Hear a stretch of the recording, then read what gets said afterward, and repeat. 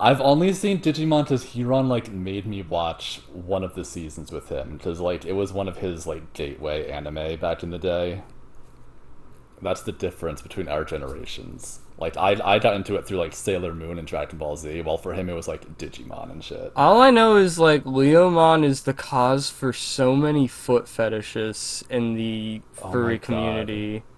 I believe it. No, there's like a lot of Digimon have big feet. Like the wolf one does. Yeah, Like there's a few of them. I know that much. yeah. But Leomon does have really big feet. He does, and he's I've always noticed like all that. he wears is those like pants, and he's always barefoot.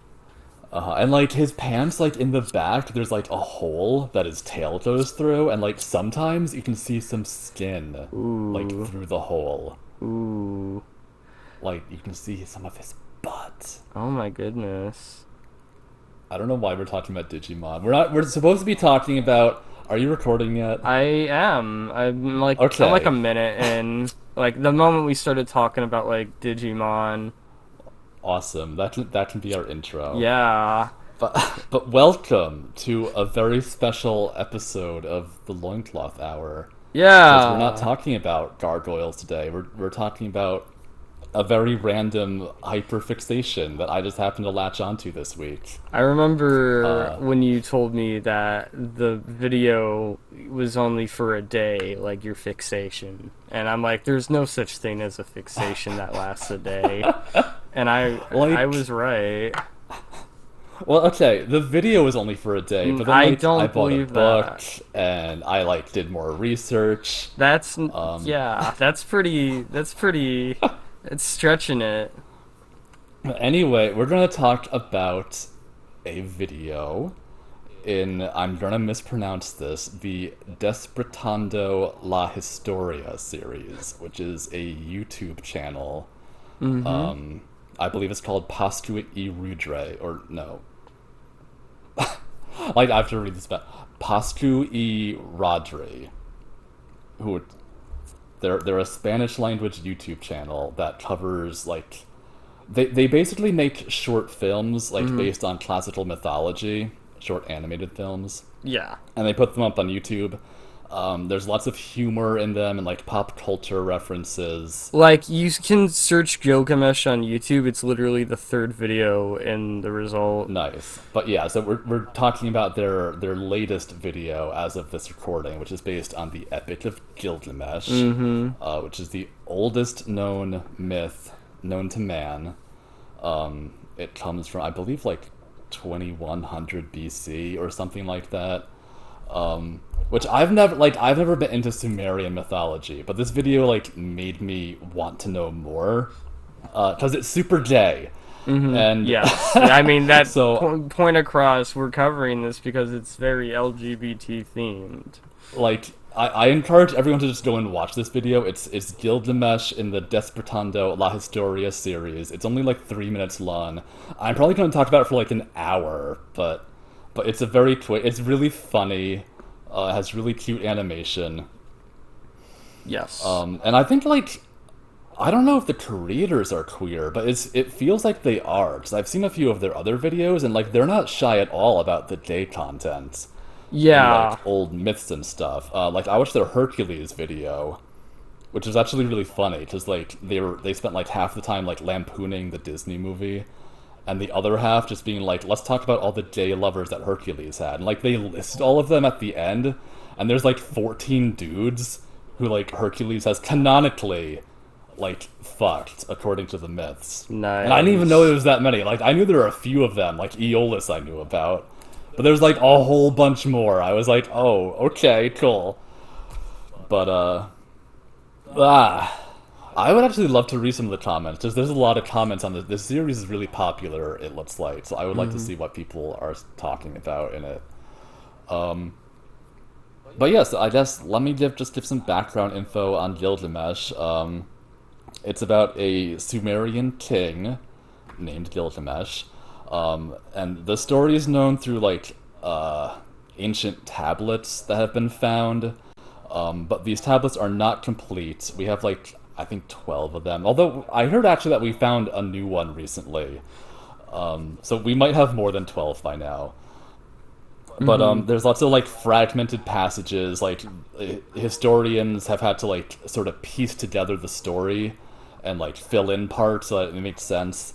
Um, I ordered a translation of the story, which just arrived a week ago. The translation is by Stephen Mitchell, Mm-hmm. and it's just let me flip open this book. It's a New English version of Gilgamesh, and I sort of recommend this one because it's very readable. Like the language he uses is like it's very poetic, but I never feel like I'm not understanding what I'm reading. Like it's a very easy read, and it just feels like he really adapts it well. I think this version is very good. Yes. I Um, haven't read it, but I've heard good feedback.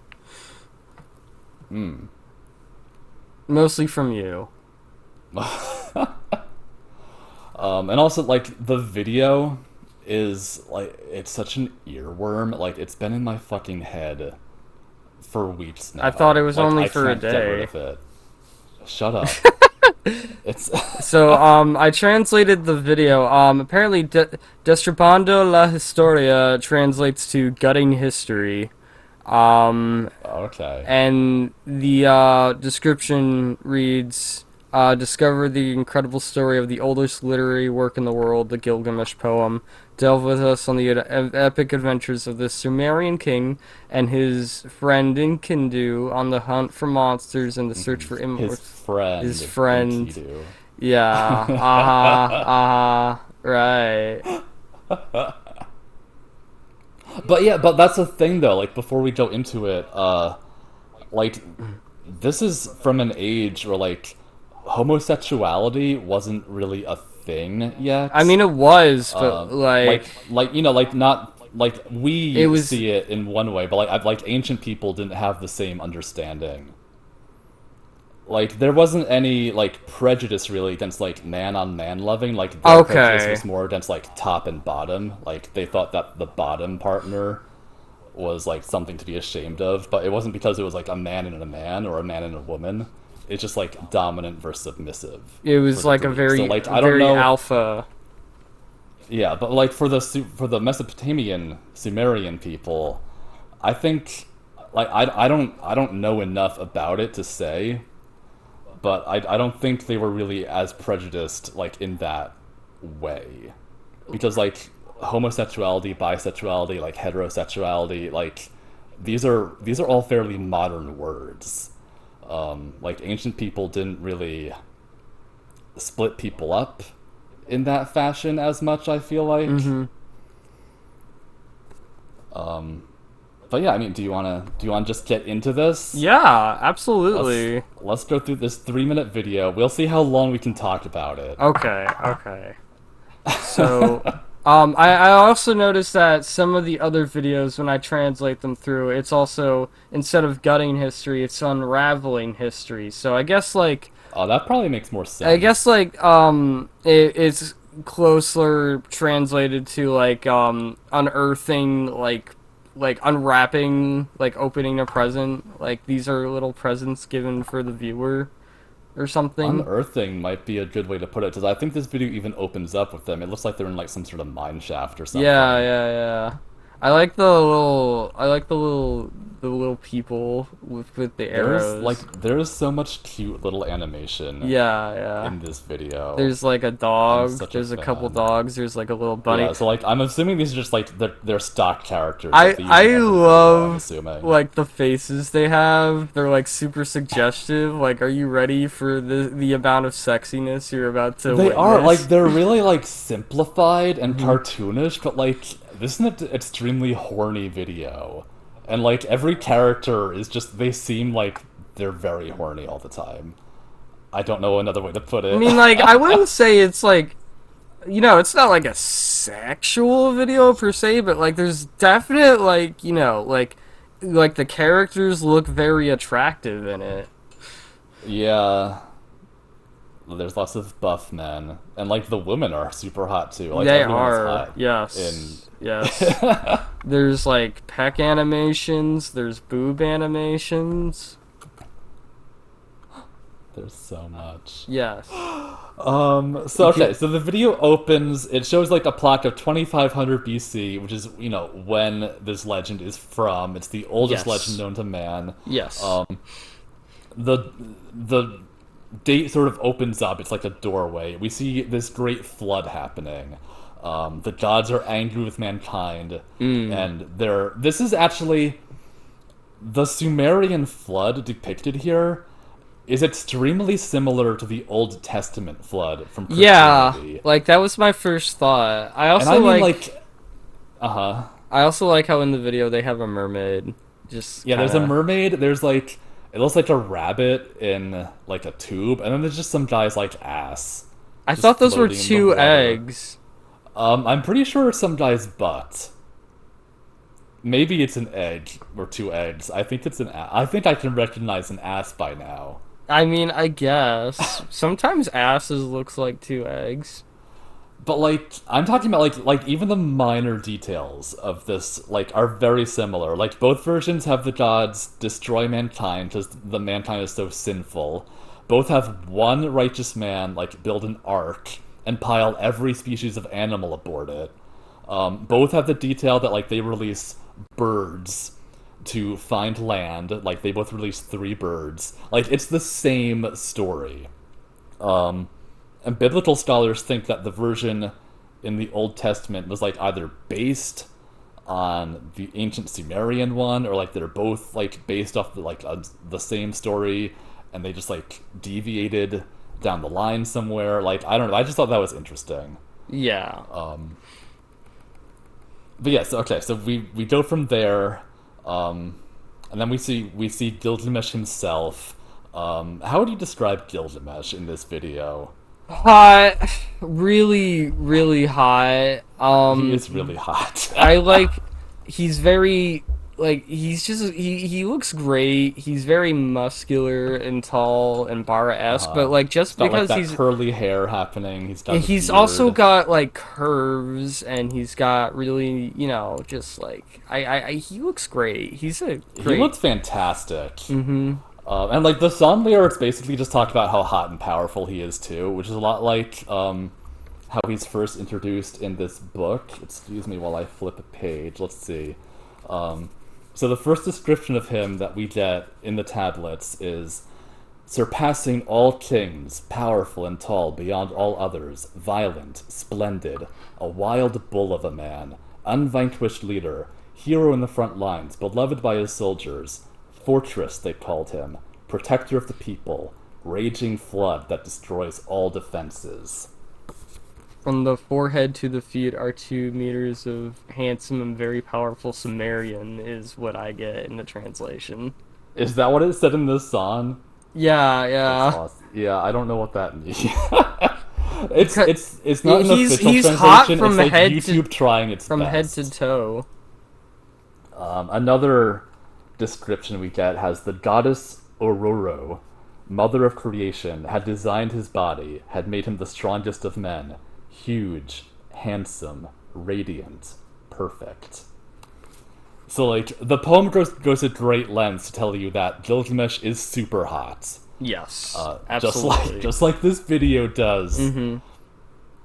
And you can also see like he's extremely vain because he has like statues of himself built like all over the place, and they're all like flexing their buff muscles everywhere. Yes. Um, so then the video goes on to mention how he mistreats his people.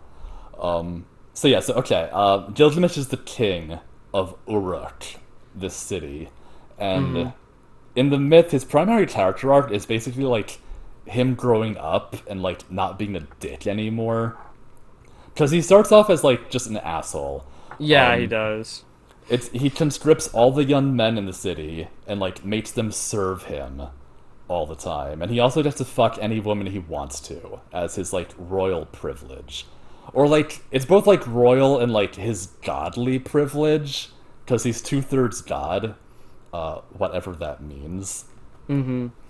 And one thing he really liked to do in particular is whenever a couple got married, he'd assert his right as king to have sex with the newlywed bride, like before her husband got to. Oh wow. So like the people did not like that about him, but he did it like all the time apparently. So he was just like not a nice person. He was extremely horny. Very cocky, very horny, very Yeah. yeah, just Another thing he liked to do, he would just like ring the city bells at night and wake people up. And I don't know why he did that, but he's just being an asshole. I don't know. Gilgamesh is a crazy guy, I guess. he's yeah, and he's pretty extra. He's very extra. He's also like super hot. I think we've mentioned that already. We have mentioned that quite a few times. I like looking at this video with the auto-translated lyrics. They give like a lot of new insight to what like they're giving me a lot of insight to what the song is like. Good. Yes. Yes. Excellent. So from there, we go to the creation of Enkidu. So basically, the people prayed for like someone to rescue them from this asshole king. And the gods answered their prayers by making. I guess Enkidu is like meant to be Gilgamesh's adversary. They create like this really buff, naked wild man who Yes. runs around in the woods. Yes. And like I'm trying to understand like what the god's plan is because Enkidu doesn't even go after Gilgamesh at 1st. Like he's just hanging out in the wilderness, also being super hot by the way. Like all Enkidu is doing is like he's friends with all the animals and he's freeing them from like traps that hunters have set. So, like he's a friend to nature and like not civilization. But it's funny in this video, like when they first show him, like he's surrounded by plant type Pokemon. I just think Yeah, that's, like, I noticed that. I I don't just always laugh at that. I don't even like I don't even know Pokemon, but like they're like I immediately recognize I'm pretty sure these are Pokemon. But yeah, so like the gods make him to be like Gilgamesh's foe, but like really he's just he becomes Gilgamesh's fuck buddy, which I think is like delightful. And he's Yeah. also a reflection of Gilgamesh. Let's see, I had another excerpt here. The priest praised the goddess. Now go and create a double for Gilgamesh, his second self, a man who equals his strength and courage, a man who equals his stormy heart. Create a new hero. Let them balance each other perfectly, so that Uruk has peace. So not only is Enkidu like a foe for Gilgamesh, he also, in many ways, like completes him as a person. The subtext. There's a lot of subtext. Like there's already subtext. Well, yeah.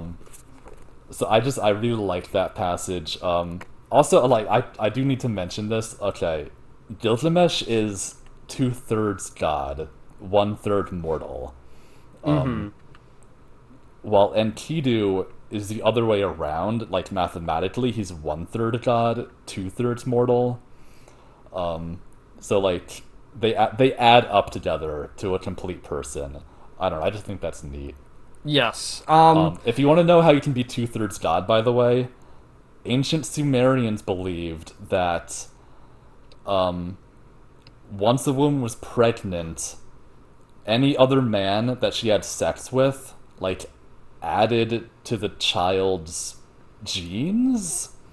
So, like, if she had sex course. with one god and became pregnant, and then had sex with another god, then the baby, therefore, would have both of their, DNA, so to speak, in there. So it would be 2/3 god then.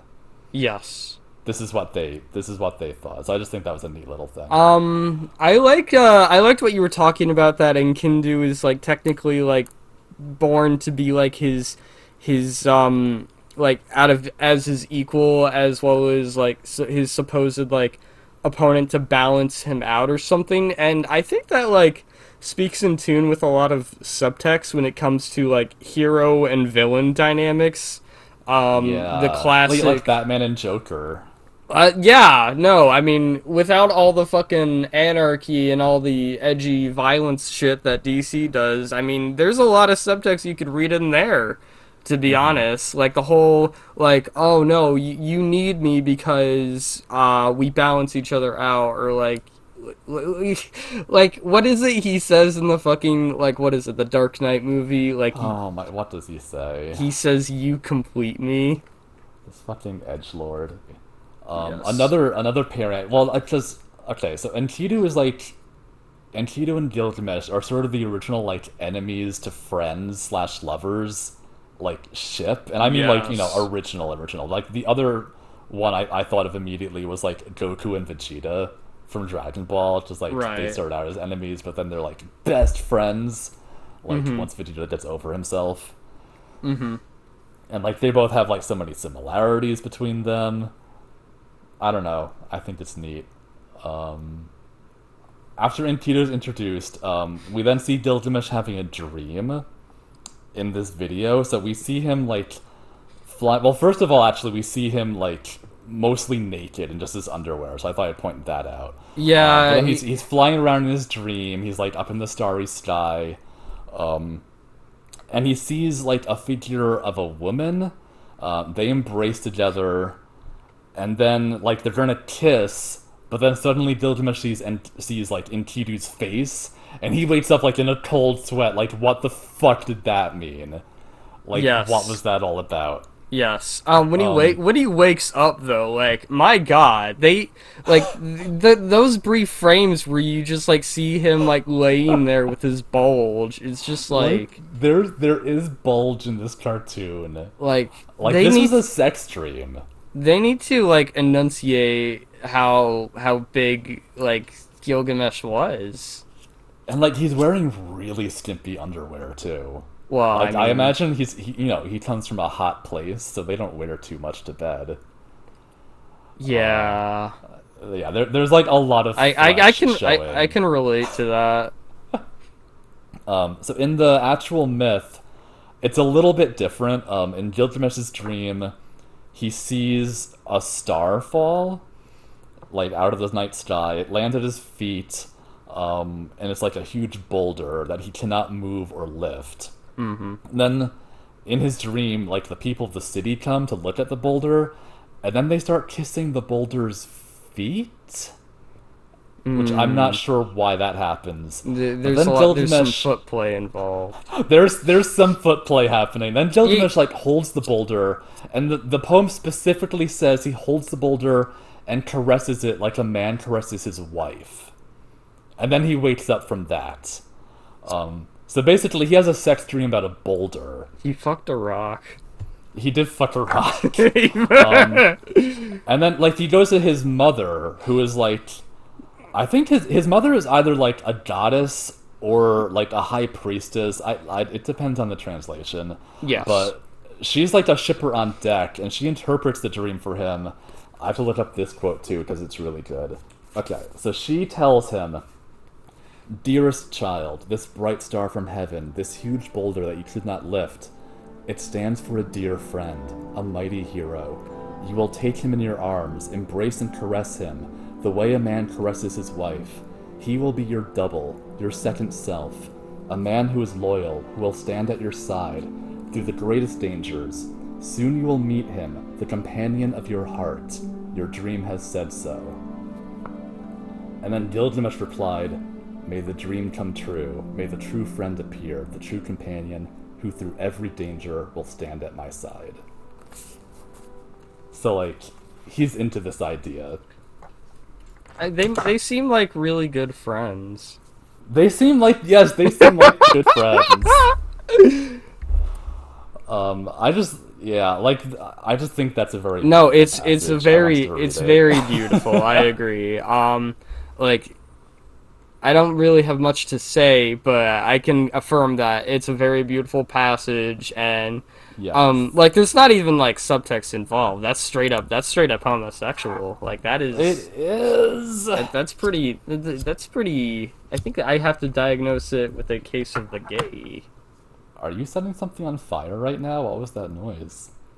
No. Were you lighting something? I was playing with a It sounded like a lighter. lighter. I was playing with a lighter because I don't know what Oh, to do with my hands. like Pyro from the X-Men movies. I guess. Does he that do you haven't that? seen. He does play Yeah. with a lighter. Yeah. Yeah. No, yeah, I have a lighter here to light my incense whenever I feel like I'm a To little. light your candle, like in Yes. Rent. Yeah, yes, yes. It's been like years since I've seen Rent. Rent sucks. That's why I haven't seen it. Okay, so from there we go, like the view switches from Uruk, the city, into the forest, where Enkidu's been hanging out. And actually the short is really funny. It says he's been chilling with like his vegan hippie girlfriend. And like she's like they're eating vegetables.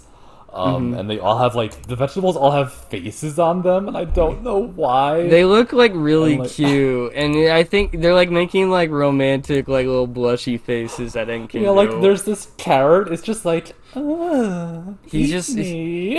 he just really likes carrots. That's the point they're trying to he's get he's across. so into vegetables, especially penis-shaped vegetables.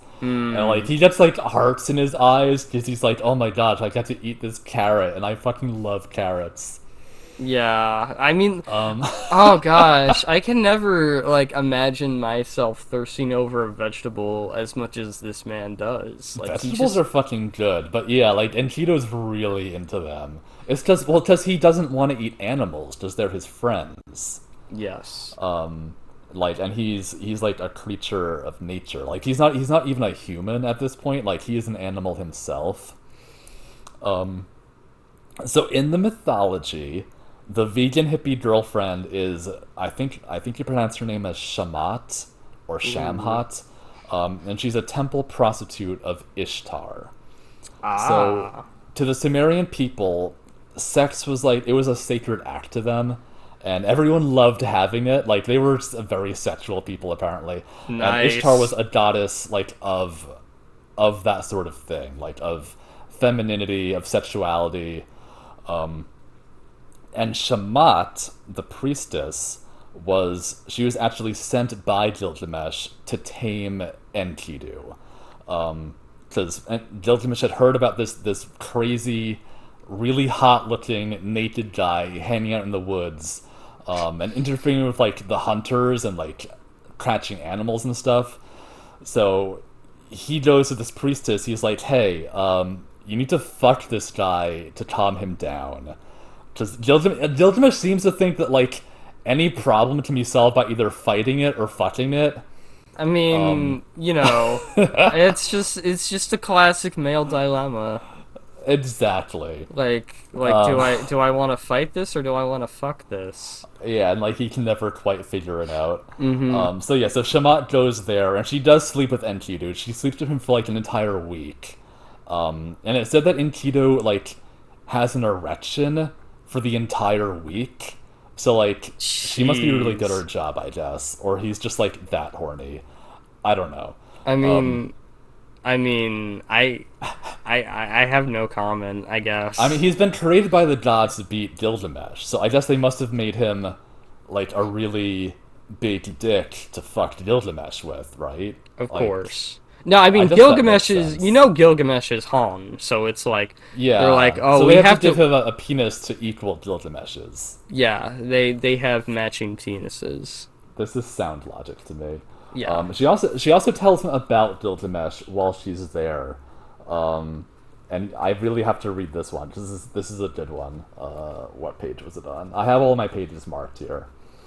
Here we go. So okay, so she's talking about how like she'll show him the city, and like basically like her entire deal is she wants to make Enkidu like into a human rather than like the beast that he is. So like part of that is having sex with him Mm-hmm. and like showing him what a woman is. And then like Oh another part is like she wants to bring him to the city and like show him civilization and like get him domesticated in that way. my God. So she's talking about the city, and then she's She's gonna saying, train him to be housebroken? yeah, basically, like she'll put down some fresh newspapers for him. Mm-hmm. They're working on that. Yeah, yeah. He still So she's scratches saying, his ear with his leg though, so that's another thing. yeah, oh my, that's really cute sounding though. So she's saying, "And I will show you Gilgamesh, the mighty king, the hero destined for both joy and grief. You will stand before him and gaze with wonder. You will see how handsome, how virile he is, how his body pulses with erotic power. He is even taller and stronger than you, so full of life force that he needs no sleep." So basically she's like, yeah, and while I'm showing you the city, I'll show you the king, who, by the way, has a massive dick and is super horny all the time. And you'll see how horny he is, and how big and strong he is. Doesn't that sound fun and cute? Yeah, She's like, it's we have to see this really hot guy who's like super big and super handsome, and his body pulsates with like the erotic power and everything. like, what does that even mean? Like, Shamat, what are you saying to him? I think it's pretty obvious what she's saying to him. She's like, I know that you are a horny person. I'll show you someone who is just as horny as you are. To which Enkidu has this response where, like, he gets mad about it, and he says something like, I'll show him that I'm the strongest and I've got the biggest dick. Is pretty much his reaction. Basically, he reacts like Wolf does. Yes! When Fox showed him all of Goliath's moves. He's like, no, I've got the biggest dick. I'll show this guy. I love that dynamic so much. Like, I can Like these guys are like the progenitors of that dynamic. It's great. So in the short, like, Enkidu's carrot meal is interrupted by Gilgamesh, who just shows up. Like, he shoots an arrow and knocks a carrot out of Enkidu's mouth, which is like super rude. And then Gilgamesh is like, come at me, bro. So then Enkidu, like, you know, they both fight each other. And the fight ends with Enkidu, like, seemingly, like, falls in love with Gilgamesh, like, mid-battle, and just, like, kisses him full on the mouth. And Gilgamesh, like, blushes really hard. And then, like, the fight's just, like, over after that. Which is super adorable. I love that, honestly. I fucking love this video. That's like a thing I see a lot in a lot of gay media where it's like two guys start out like fighting and stuff and then they wind up fucking by the end of it. Yeah, I mean, because that's like basically my kink. That right? I mean, same. Honestly, it's a big thing. Like, I'm so into the fight fucking. It's so good. So anyway, so the fight wasn't quite like that in the myth. In the myth, Shamat brings Enkidu to the city where Gilgamesh is king, and Enkidu is the one who really provokes Gilgamesh. Because Enkidu knows that Gilgamesh likes to fuck newlywed wives, so like he goes to one of these newlywed couples' houses and waits for Gilgamesh to show up. And then when he does, Enkidu like stands in the door frame and like basically challenges him to like a dick off. Then they quote wrestle together for like 3 hours, and there's like demolishing like the city as they do so. It's like the roughest sex they've ever had. Of course. And they do it fully naked, by the way. Every art piece I've ever seen of this wrestling match has them both nude. That's great. They're very insistent on that point. So in the myth, Gilgamesh actually wins this fight. He flips Enkidu like off his feet and pins him. But then, like, rather than crow about his victory like you'd expect, like, Gilgamesh is really nice about it, and he helps Enkidu like back up to his feet, and he's really like impressed by him. And from that point on, they're best friends, and they're boyfriends. I feel like Gilgamesh, like, basically swears off women, because he had better sex, like, wrestling around with Enkidu than he's ever had before with anyone else. That's, I mean, to be fair, I mean, how can you not? So after the fight, Enkidu tells to Gilgamesh, he says, Gilgamesh, you are unique among humans. Your mother, the goddess Ninsun, made you stronger and braver than any mortal, and rightly has Enlil granted you the kinship, since you are destined to rule over men. They embraced and kissed. They held hands like brothers. They walked side by side. They became true friends. So, yeah, like, once again, they seem like good friends. Yeah. From Oh god. I feel like both of them are so happy because I feel like they've both found someone else who's just as much of a dumbass as they are. Mm-hmm. So like, I remember that actually reminds me of an LGBT adventure themed rogue series I've read in the past. ooh, I think I've told you about it, but I forget. It's called the Night Runners series, and it's by Lynn Fluling. I don't know if I'm pronouncing her I last think name you've right. mentioned this to me I before. probably Yeah. have. And I've read like the first book and I'm halfway through the second book. I haven't picked it up in like a year because I got busy with stuff. But I remember in the first book, it's pretty much like this dashing rogue saves this young man from like a prison, and all of a sudden they're on the run together, accompanying each other on many adventures.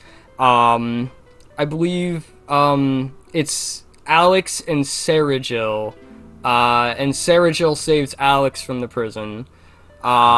And Alex turns out to be really good with like a bow and arrow, he learns. And they accompany with their other friends. This is a very LGBT like themed story. Like immediately Are like their in friends all queer too?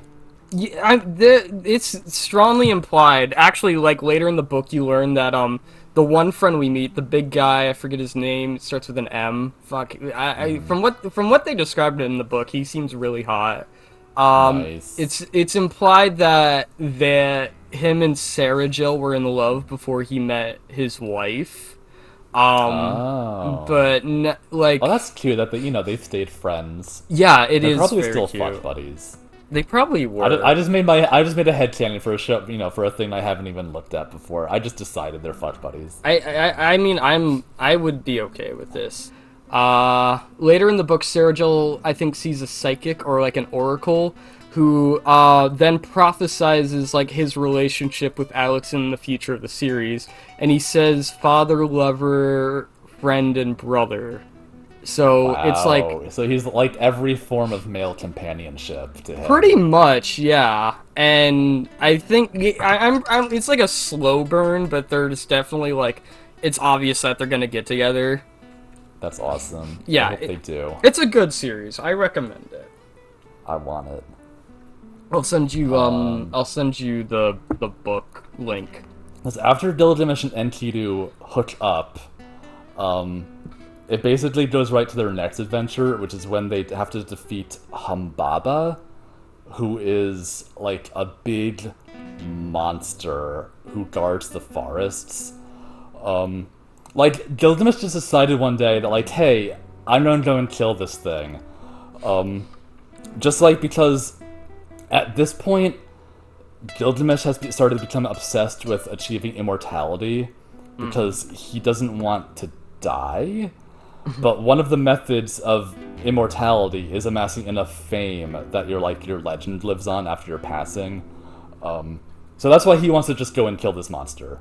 And Right. Tito is like, I don't think we should do that. Just like the gods put this monster there for a reason. And plus, when I used to just hang out naked in the woods all the time, like I would hang around this monster. Like he was cool. We were buddies. But no, Gilgamesh is like, no, we're gonna do it, and you're gonna help me. And then Gilgamesh is like, well, I can't turn you down because you're really hot and we're fucking every day now. So okay, I'll help you kill this monster. You know, So bros they just before hoes, I guess. yeah, basically. Also, I think somewhere in here, Gilgamesh's mother formally adopted Enkidu, like, as her other son, because, like, the two of them are so close to each other. Like, they've basically been joined at the hip this whole time. Yeah, pretty much. Like they just want to be connected together in many ways as possible. If you Like, catch my drift. they're such fucking dumbasses. Yes, they Um, are. It's also, I think it's brought up in this part that Gilgamesh like calls Enkidu his trusty axe that he keeps strapped to his side.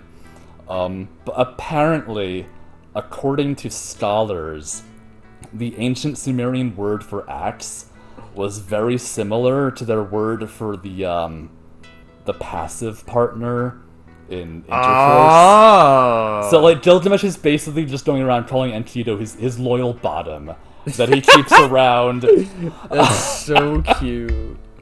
Like, I fucking love it. They're also, I know that this happens. I couldn't find this passage again, but I know that somewhere in here, they're also holding hands as they go off to kill this fucking monster. Yes. So like, there's just, all this stuff is in here. And like, again, like, these are ancient peoples. Like, hand holding probably didn't have the same significance that we would have it today, but it's just cute to read. I don't fucking care. It's adorable. Deal with it. Yes. But so they go and kill this monster. It's pretty easy, honestly. But the gods get all pissed off because they put the monster there, like, for an actual reason. Like, it's supposed to be guarding the forest, and now nothing's guarding the forest anymore. But Gilgamesh is like, yeah, I don't fucking care. Like, deal with it. After that, we see, in the video, we see Ishtar, Yes. who is the goddess of, like, love and sexuality and that sort of thing, and she falls in love with Gilgamesh. In the myth, she actually, like, she spies on him, like, in the shower, pretty much, and that's when she falls in love with him, because, like, again, Gilgamesh is super hot. He is. So basically, she sends him a message one day. She's like, so now you belong to me. But then he's like, he refuses her. One, because he's super into Enkidu at this point, but also he brings up that, like, every single mortal lover she's ever had, eventually she gets tired of them, and when she does, she either, like, curses her lover, or, like, has them killed. Yeah. So he's like, why would I want to be in love with you? Like, look at, like, all these other guys who you've turned into animals, or, like, you've sent them to the underworld, or, like, whatever the fuck you've done to them. Like, I'm not stupid, like, at least in that way. Like, why would I want to do this? So she gets all pissed off at that, and she wants the gods to release the Bull of Heaven for her to, like, trample Gilgamesh, which at first they're like, well, we don't want to, because that would cause, like, earthquakes and stuff, but she's like, no, I really, really want you to, so eventually they're like, fine, okay, whatever, if it'll shut you up. So they do that, but then, like, Gilgamesh, like, instantly kills the bull. It's done in, like, a single paragraph of the poem. So Ishtar gets all pissed off about that, too. She's like, what the fuck, now he killed his own punishment. It's great. So, like, and then Enkidu steps in. He chops off the bull's testicles, and then he throws them at her, and, like, hits her in the face with them. Oh my goodness. And he's, like, basically says the equivalent of, like, back off, bitch. Oh! Gilgamesh doesn't that happens want you, in the video. and also he's mine. So, like, you can't have him. Which is, like, super hardcore, and she gets, like, super mad about it, but she can't do anything anymore. But after that, this is when things get really sad. I'm not ready. Because the gods are, like, super pissed off at this point. First they killed, like, mostly they're pissed off that they killed Humbaba, the guardian of the forest. I think some of them, like, are pissed off about how they treated Ishtar. Some of them also think it's funny, but they're definitely pissed off about the Humbaba thing. Yes. So, like, they held, like, a council, and they're like, okay, Gilgamesh and Enkidu, like, are sort of exasperating each other's, like, worst qualities, and, like, they keep getting into trouble. They're having a lot of gay sex everywhere. Like, we need to do something about these two. So they decide that one of them has to die. And they flip a coin, and it lands on Enkidu. So after that, Enkidu, like, becomes deathly ill. Like, it takes 12 days he's like, wasting away in bed. He can't move, like, he's getting weaker and weaker. Gilgamesh is, like, incredibly depressed over this. There's a lot of passages where they're like, they're, like, weeping over each other. Like, it's super sad. At one point, Enkidu starts cursing out Shamat, the temple prostitute, saying, like, if she hadn't, like, tamed him in the first place, he'd still be running wild in the forest, like, living his happy-go-lucky life with the animals. But then she tells him, like, yes, but then you would never have met Gilgamesh either. And then he, like, as soon as she brings that up, he immediately changes his mind. Just Gilgamesh is like the best thing that's ever happened to him, and he starts blessing her instead and like thanking her for bringing him to the city and everything. Like, it's so fucking sad. Oh man. Let's see. There's one other passage in here. Where was it? Okay, so yeah, it's like it's Enkidu's last day he's alive. At this point, he's grown blind, so like he can't even see anymore, and he thinks that Gilgamesh has left him. He may have gone deaf too, but he's just like talking in his delirium. He says, "Have you abandoned me now, dear friend? You told me that you would come to help me when I was afraid, but I cannot see you. You have not come to fight off this danger. Yet, weren't we to remain forever inseparable, you and I?" And then, when Gilgamesh, it says, when he heard the death rattle, Gilgamesh moaned like a dove. His face grew dark. "Beloved, wait, don't leave me. Dearest of men, don't die. Don't let them take you from me." So, that's how, like, not only is this, like, the first enemies to lovers fanfiction, it's also, like, the first barrier gays fanfiction, just they have to break out this perfect couple. Like, it's so fucking sad. Yeah. And after Enkidu dies, Gilgamesh mourns, like, an insane amount. Like, he weeps for weeks, apparently. Like, he's inconsolable. He orders, like, 100 fucking statues made to, like, you know, of Enkidu. And he refuses to believe that Enkidu is even dead for a long time. Like, he thinks that if he just, like, mourns hard enough and wants enough for Enkidu to come back, then, like, he will. Like, he refuses to accept that this is happening. Oh god. It's so fucking sad, but it's like at the same time it kind of brings into light the fact that, you know, he's just that kind of guy to where he feels like if he wants something hard enough, he just gets it. Yeah, like, exactly. And, like, but, like, eventually, like, he finally does understand that Enkidu, like, is not coming back to him. And then they specifically use this language. He veils Enkidu's face like a bride's. And then, you know, and then he buries him. And after that, he roams the world. So the short that we're watching, they sort of arrange things differently. They have Enkidu fall ill, and then they show Gilgamesh going on these quests. And the quest is to attain immortality. But like the way they frame it in the short, it seems like, I mean, I guess they're intending it to seem like he's looking for a cure for Enkidu so that he won't die. So that makes it. I think I like that version better, actually. Because in the actual myth, Enkidu dies, and then Gilgamesh gets even more, like, he was already obsessed about, like, mortality before this, but now that he's lost, like, his soulmate, like, he gets even more obsessed with, like, he doesn't want to die himself. So, like, he wants to attain immortality for himself because he's seen what death is now. So, like, this part isn't as gay. I'll just sort of, like, touch on it. Like, he visits, like, their version of Noah. His name is Utnapishtim, who, in Sumerian mythology, like, he has attained immortality. Like, the gods have given him immortality. So Gilgamesh is like, hey, like, whatever they did for you, can you just, like, one, like, can you tell me what that was? And two, like, can you help me get the same thing? But Utnapishtim is like, oh, ho, ho, ho. No. So he doesn't help him. He gives him a task, like, if you can stay awake for a solid week, then, like, I'll help you be immortal. But, like, Gilgamesh, like, falls asleep immediately. Because, like, it had already taken him, like, a month, like, to get to this place, and he hadn't slept the whole time.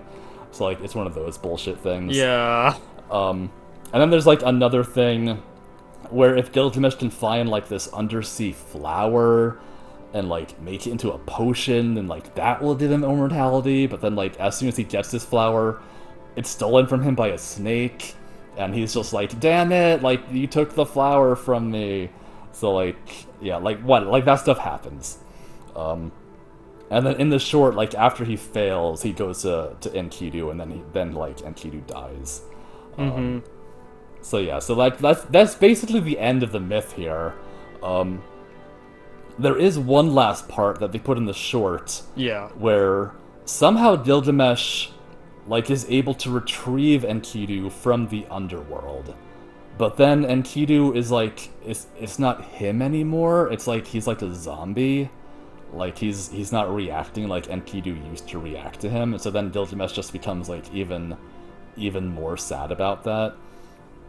So I think this is a reference to the very last tablet of Gilgamesh, which is like sort of like an oddball tablet because it's like it has the same characters, but it seems like it's a different version of the story, or like things happen differently in it. Does in this version, Enkidu is Gilgamesh's servant, and then Gilgamesh like sends him to the underworld to learn about it. But like while Enkidu is there, he breaks the rules somehow. So then like he can't leave the underworld. Like like he dies there. But then like his spirit is able to visit Gilgamesh, and he tells him like all about what he's seen, what his experiences are. So I think this short is like referencing that. Of like most like that tablet is not in the translation that I have because like most scholars are like, yeah, this doesn't even like fit into the story anywhere, so we'll just leave it out. Yeah, right. But I do have to say, like, while Enkidu, his spirit is talking to Gilgamesh, he explicitly is talking about like what happened to his physical body and how it's like rotting away, it's like worm food. But he explicitly says the penis that used to bring you so much pleasure to touch is now like turned to dust. Oh So, my like, god. they specifically use the word for like penis and groin in like while talking. Like he mentions like lots of his body parts, but like he does say that Gilgamesh used to enjoy touching his penis. That's So that's so cute. I have no like other. it's lovely. But like yeah, like I mean, to me, like you can't get any more explicitly gay than that. Like they didn't have like our modern conception of homosexuality, but these two were lovers. Like they just were. So yeah, the short just sort of ends with like a bunch of like one-off jokes. We see the characters dressed as the village people, which again, gay. Like, the short is so cute. It's only 3 minutes long. Like again, I implore everyone to watch it and get the song stuck in your fucking head. But basically, it just gave me an excuse to talk about Gilgamesh for a long time, and Right. I'm really happy that I got to learn more about this myth from this short. It was an excellent gateway. Oh yeah, Ooh, excuse me. absolutely.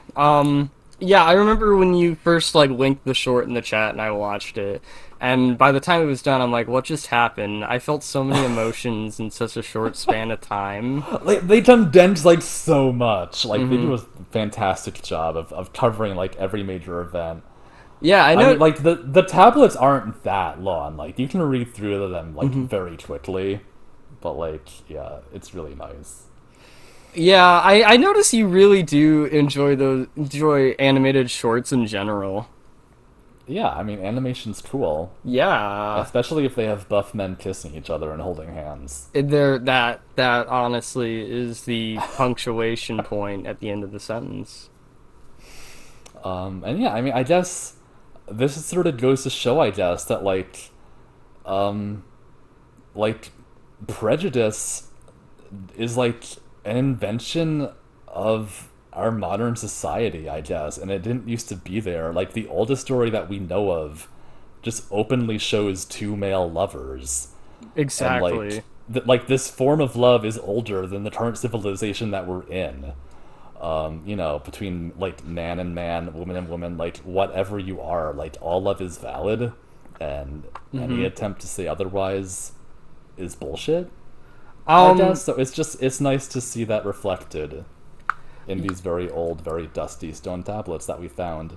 yeah, I think Gilgamesh historically and in terms of just like old literature in general is like very important, and it's also very important in terms of like LGBT related history and stuff. Indeed. Oh, well, thank you for listening to me. I don't even know how long this episode is going to be. I feel like it'll be shorter than our normal episodes, but I was able to talk to him for a very long time about Gilgamesh. It Thank might you, be, Sid, for just allowing me to ramble and rant and of being my course. sounding board for this. That's why we're here. Yes, I'm thinking it'll be like under an hour. I hope so. We had a lot of random conversations in there. I don't know. We'll see. But thank I'll you, work it out. listeners. We who knows? We might like we've always said, not every episode will be necessarily gargoyles related. We might just do like random one-offs whenever the urge strikes our fancy. We're Absolutely. just indulging our hyperfixations for this show. That's really what this podcast is It really it's just is. two gay nerds indulging in gay nerdy things. Uh huh. And it's pretty much our podcast and we're going to do whatever we see fit. Yeah. If you have a Um problem with it, fuck off. exactly. That was. Don't Yeah. fuck off. Keep listening. We hope that you enjoyed this side trip into ancient Sumeria. Yes, exactly. May those listening find the Enkindu to their Gilgamesh, or vice Oh, that's so versa. nice. Yes. Mm-hmm. Find someone who's just as big of a dumbass as you are, and who will make your dumbassery even worse than it already was.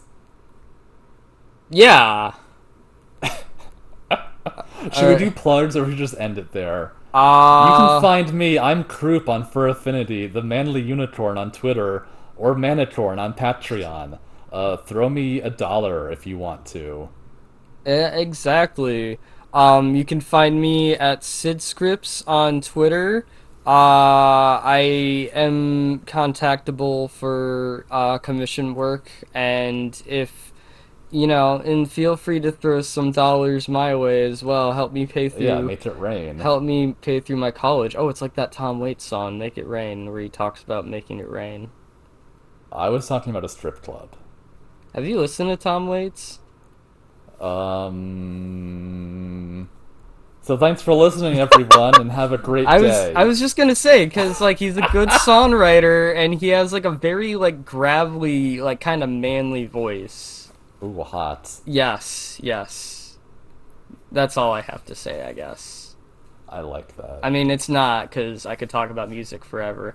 Oh, We are going to do an episode where we get into LGBT history in music formation in the I don't know future. anything about that stuff. That'll be your episode. That will be my episode. Actually, I know the magnetic fields, and that's it.